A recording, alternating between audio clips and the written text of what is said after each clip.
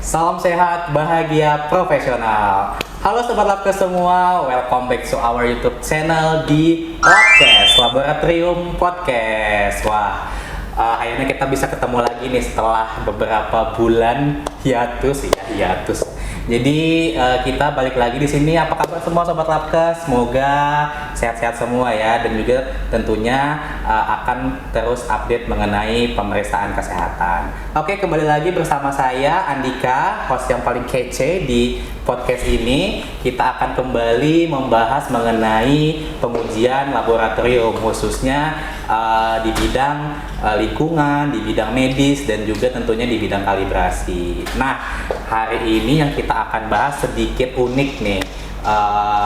Dia perpaduan antara pengujian lingkungan dan juga pengujian medis ataupun klinis. Nah, sudah bersama kita di sini narasumber yang sudah expert ya. Tentunya kita akan menghadirkan narasumber yang tentunya sudah berkompeten di bidangnya. Jadi sudah ada di sini salah satu PIC di laboratorium Kimia Lingkungan UPTD Labkes Prof. Kaltim. Halo, selamat datang di podcast kita. Mungkin bisa memperkenalkan diri dulu buat saya manggil kakak aja ya, biar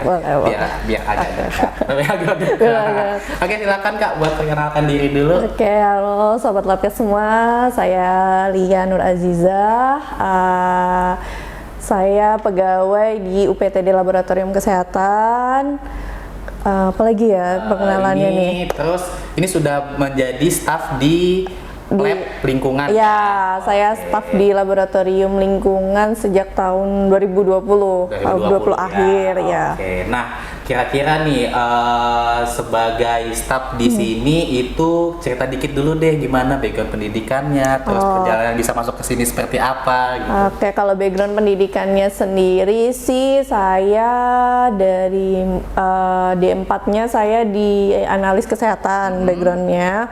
Kemudian lulus di 2018, bekerja sekitar 2 tahun di Bontang, di lab swasta, kemudian daftar PNS, keterimanya penempatannya di sini di Labkes, langsung ditempatkan di lab lingkungan, di lab lingkungan. Nah, jadi status sudah PNS di sini. Sudah ya? PNS, alhamdulillah. Jadi ini memang basicnya adalah ATLM ya. Basicnya ATLM. Itu adalah laboratorium medis. Memang khusus di laboratorium. Khusus di laboratorium. Jadi terus nih untuk spesifikasi sendiri nih, kok bisa sih ditempatkan di lingkungan ini? Apakah punya background tersendiri saat pendidikan gitu? Kalau background di pendidikan diplomanya nggak ada ya khusus di kimia, cuman kebetulan dulu di SMK saya analis kimia gitu. Jadi habis itu baru kuliahnya analis kesehatan. Jadi mungkin salah satu faktor mendukung kenapa ditempatkan di lab lingkungan. Lihat pendidikannya ada di basic lah ya. Ada sedikit lah, bisa lah. Oke, jadi memang sudah ada basic lah di kimia, khususnya kimia lingkungan. Betul. Oke, baik. Nah, tadi sudah kita tahu background speaker kita dan narasumber kita hari ini adalah salah satu penanggung jawab, mungkin bisa dibilang penanggung jawab ya buat di laboratorium khusus pemeriksaan yang kita akan bahas hari ini. Betul. Nah, hari ini yang tadi sudah saya sebutkan, kita akan membahas hal unik, yaitu perpaduan pemeriksaan antara pengujian kimia dan juga pemeriksaan medis. Seperti itu ya. Betul. Nah, khususnya untuk yang kita bahas hari ini adalah pemeriksaan logam. Nah, jadi memang perlu mungkin sudah kita ketahui bahwa UPTD Labkes Prof. Kaltim ini sudah mengantongi izin sebagai laboratorium penguji. Tentunya yang sudah kita bahas akreditasi dan juga spesifikasinya Labkes sudah istilah terstandar buat laboratorium penguji khusus lingkungan. Nah, salah satunya di lingkungan ini adalah pengujian logam ya, logam. Ya, betul. Nah, logam ini juga ya salah satu parameter ataupun standar penting nih dalam standar entah itu di SNI ataupun di peraturan itu mengatur bahwa harus kadar logam itu terkontrol ya, betul, di bawah baku mutunya. Di bawah baku mutu ya. Betul. Nah, jadi mungkin kita bahas sedikit dulu nih Kak untuk kemampuan Labkes sendiri nih kan di bidang lingkungan tadi mencakup pemeriksaan air, udara dan lain-lain tuh. Yang salah satunya di dalamnya ada parameter khusus untuk logam. Nah, kira-kira kemampuan Labkes ini sudah sejauh mana sih untuk pengujian logam ini? Kalau di Labkes sendiri sih karena kita punya peraturan dari Dinas Lingkungan Hidup ya, yang itu kita harus terregistrasi sebagai laboratorium lingkungan dan parameternya hampir sekitar 50% itu parameter logam. Parameter logam hampir, ya. Hampir 50% setiap sampel air itu dia ada pemeriksaan logamnya. Kalau Labkes sendiri sih kita udah punya dari lama, kita udah punya alat yang bagus banget, kita udah punya AAS, kemudian improve baru-baru ini di 2021-2022 kita punya alat baru nih ICP-MS ya. Itu yang pastinya udah bagus banget, udah termutakhir dan beberapa lab-lab luar aja sampai speechless nih bilang keren banget nih Labkes udah punya ICP-MS kelas pemeriksaan logam yang expert banget nih, cepet ya. Gitu. Oke, jadi memang secara metode dan juga alat sudah termutakhir. Udah termutakhir, betul. Terus juga penggunaan alat itu juga mungkin satu-satunya di Kalimantan ya. Saat ini betul. Saat ini ya. Satu-satunya di Kalimantan. Di Kalimantan ya. Jadi ICP-MS. Menggunakan alat ICP-MS. Bagi yang belum tahu alatnya nanti kita tampilkannya di sini. Ada alatnya. Oke, jadi itu sudah tuh kemampuan Labkes itu sudah sejauh itu untuk pengujiannya dari segi metode dan juga segi alat itu sudah modern dan juga termutakhir. Nah, selanjutnya kita pengujian ini tentunya tidak lepas dari sampel tentunya. Saat ini kita ketahui lingkungan yang diperiksa ya paling air, udara, emisi dan lain-lain. Nah, apa improvement Labkes ini yang sudah dikembangkan Labkes sendiri untuk pengujian khusus logam ini gitu? Kalau improve-nya sih supaya ini kita punya alat mahal nih, alat bagus. Pastinya kita nggak akan menutup mata cuman pemeriksaannya cuman di air doang sampel lingkungan. Kita coba merambah ke medis. Jadi kalau di luar negeri itu pemeriksaan logam dalam sampel medis dalam darah, itu masuk di permenakernya mereka, jadi kayak standarnya pekerja itu harus diperiksa nih logamnya apa, seperti itu sih. Gitu. Jadi akhirnya Labkes pun mulai menjarah tuh ke situ karena namanya kita laboratorium kesehatan pasti kan tidak jauh dari namanya manusia, dari sampel-sampel medis. Nah itu jadi kita coba improve, kita juga terima sampel untuk kayak sampel darah, sampel rambut, yang kayak gitu yang buat medis kembali ke manusianya.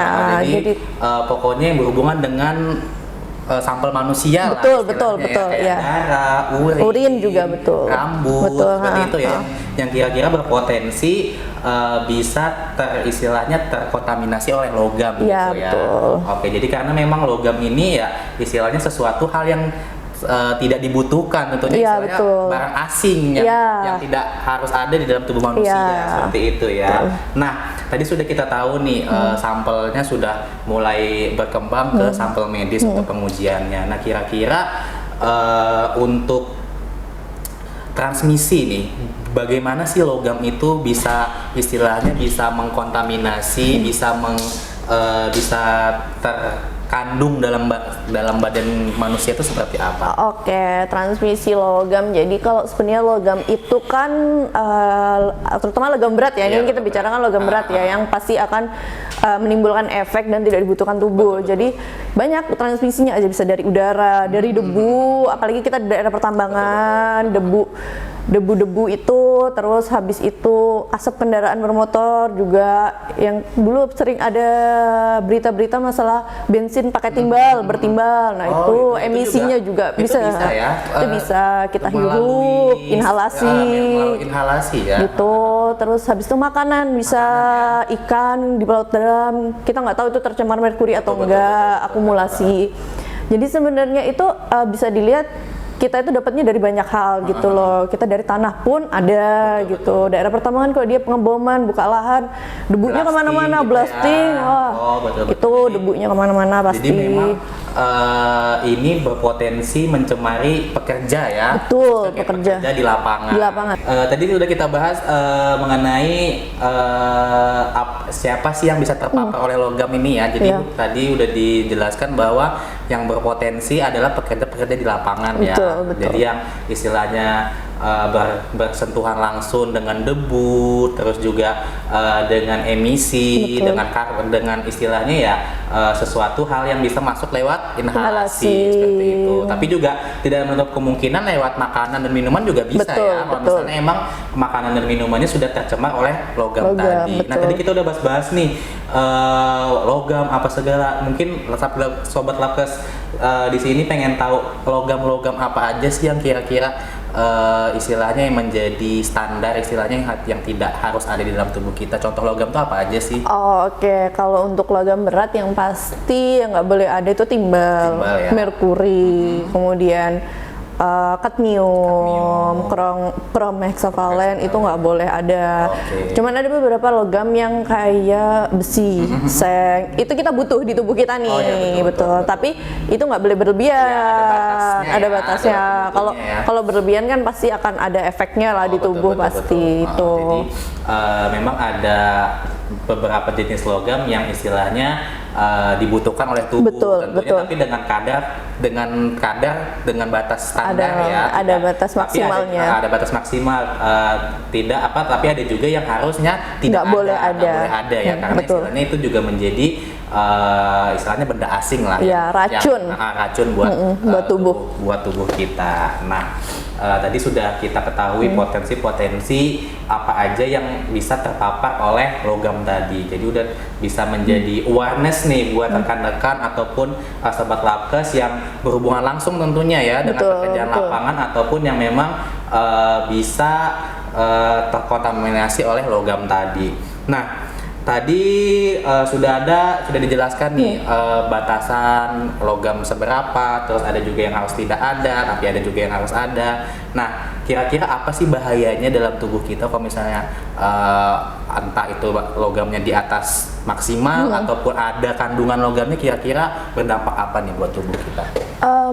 Kalau yang logam berat yang tadi nggak boleh ada kayak timbal, merkuri itu yang paling gampangnya mungkin kita cuman muntah ya, muntah gitu. Terus lama-lama bisa aja gangguan fungsi organ tubuh kayak gitu, terus anemia itu juga pasti biasanya kalau logam berat karena dia suka nih berikatan sama darah nih, sama sel gitu. darah. Logam berat itu suka banget berikatan sama sel darah. Kemudian yang paling fatal sih pasti kematian ya pasti, karena apalagi kalau dosis tinggi sering terpapar, lama-lama kerusakan fungsi organ, habis itu bisa Dan juga ini jangka waktunya tidak langsung ya. Ya betul, kecuali dosisnya tinggi ya. Kalau maksudnya paparan sedikit tapi terus menerus ya pasti juga akan pasti akan menimbulkan istilahnya gangguan di fungsi tubuh. Oke, jadi memang secara patologis tentunya jika ada benda asing yang masuk ke Ya, dalam betul. tubuh akan memberikan gangguan tertentu pada pada tubuh kita ya. Tapi tentunya awareness kita ini sebagai manusia tentunya harus menjaga itu supaya tidak ada. Karena juga walaupun itu terpaparnya sedikit, makin lama kan istilahnya makin banyak, makin banyak. Itu yang nanti bisa menyebabkan adanya gangguan ataupun akibat fatalnya bisa kematian gitu ya. Kecuali memang ya kadar yang istilahnya keracunan makanan ataupun keracunan logamnya ini sudah tingkat tinggi nih, yang bisa langsung menyebabkan kolaps ataupun bisa langsung menyebabkan kematian gitu. Tapi kalau untuk istilahnya yang secara terus-menerus konstan gitu terpapar oleh hal-hal yang memicu tadi itu istilahnya jangka waktunya lama. Dan bisa tidak menimbulkan ini gejala ya. Jadi memang harus awareness dari diri sendiri buat itu. Nah, mungkin secara spesifik nanti akan itu udah ranahnya ke dokter klinis ya, dokter, ya betul. Gimana cara pencegahannya, terus juga bagaimana diagnosisnya, pengobatan dan lain-lain, itu sudah ke arah klinisi ataupun arah dokter. Nah, jadi mungkin secara garis umum kita udah tahu nih transmisinya, terus juga penyebabnya seperti apa. Jadi udah menjadi awareness kita. Nah, sudah kita ulik nih tadi mengenai logam yang istilahnya bisa mengkontaminasi badan kita. Nah, kira-kira kelebihan tadi udah disebutkan bahwa kemampuan kita sudah istilahnya beberapa langkah di depan lab lain lah ya. ya. Betul. Nah kira-kira kelebihan kita nih apa sih untuk pengujian logam ini? Yang pasti kalau pengujian logam ini kita bicara alat ICP-MS ya yang kita punya ya. Yang pasti dia lebih cepat sekarang akhirnya. Biasanya kan butuh waktu lama. Kita selain punya alat ICP-MS nih, kalau untuk pemeriksaan logam dalam tubuh manusia nih kita punya nih alat microwave digest. Jadi alat untuk preparasinya nih, si sampel dipreparasi dulu sebelum masuk ke alat ICP-MS. Dan itu juga kayaknya yang saya tahu cuma hanya beberapa lab yang punya microwave digest untuk pemeriksaan di bahan ini. Itu kita yang pasti jadinya jadi lebih cepat, lebih efisien ya kan. Di satu waktu kita bisa nih menguji banyak sampel langsung, sampelnya langsung banyak, jumlah parameternya nih, jumlah logam yang kita periksa juga bisa jadi lebih banyak dan lebih cepat jatuhnya seperti itu. Ya. Jadi secara metode juga mungkin sebelumnya kalau boleh tahu metodenya untuk logam ini seperti apa untuk pemeriksaannya? Kalau untuk alat yang lain nih, untuk alat lain selain ICP-MS?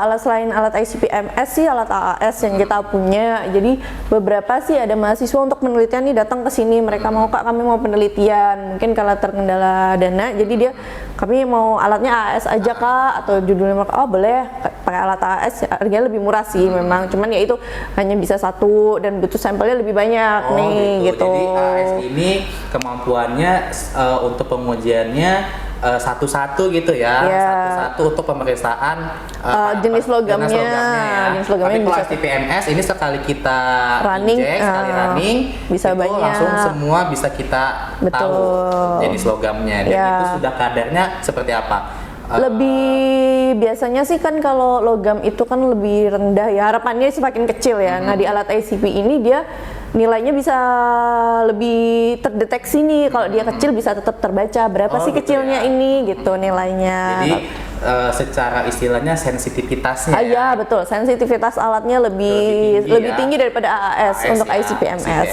Nah jadi misalnya ada kadar tertentu yang mungkin tidak terbaca di AAS akan terbaca di ICP-MS ya, betul. Gitu. Karena secara sensitivitas ICP-MS ini lebih tinggi daripada AAS, dan betul. juga istilahnya jadi kita lebih tahu kadar sekecilnya dari sampel yang kita periksa gitu. Iya, betul.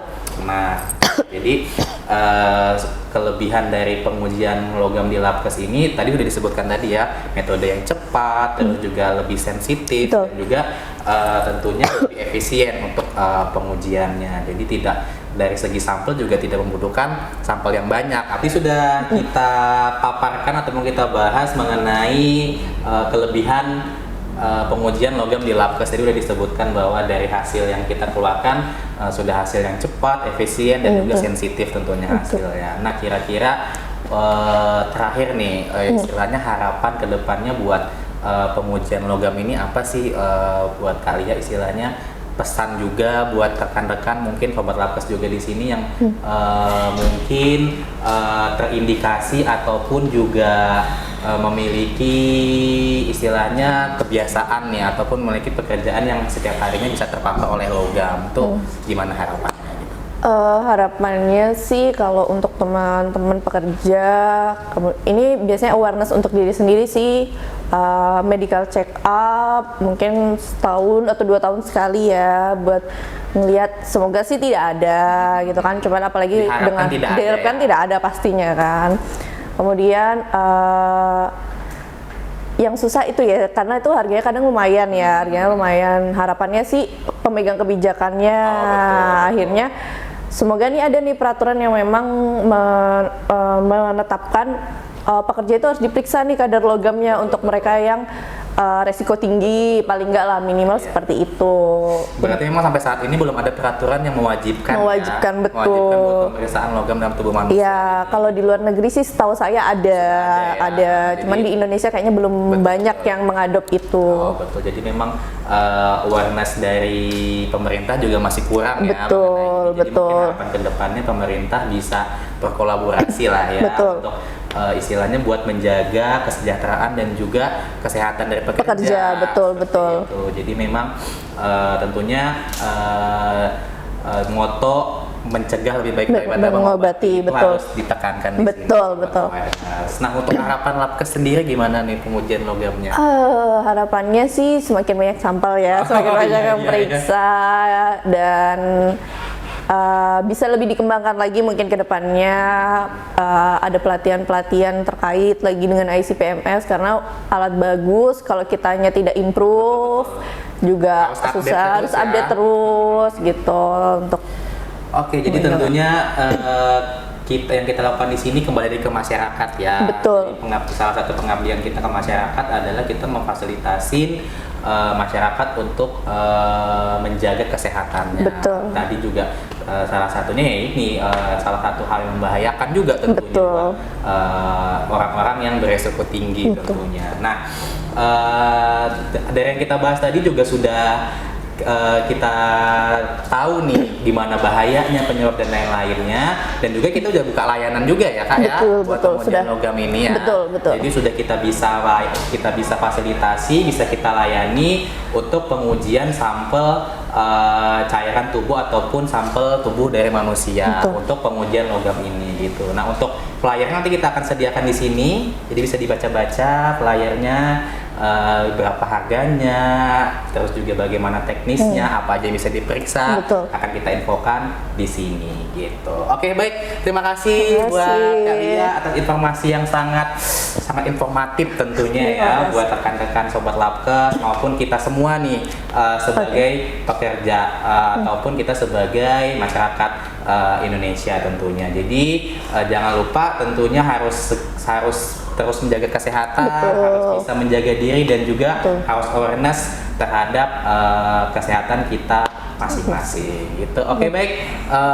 Terima kasih sekali Terima lagi kasih, tepuk tangan buat benar-benar. narasumber kita. Terima kasih.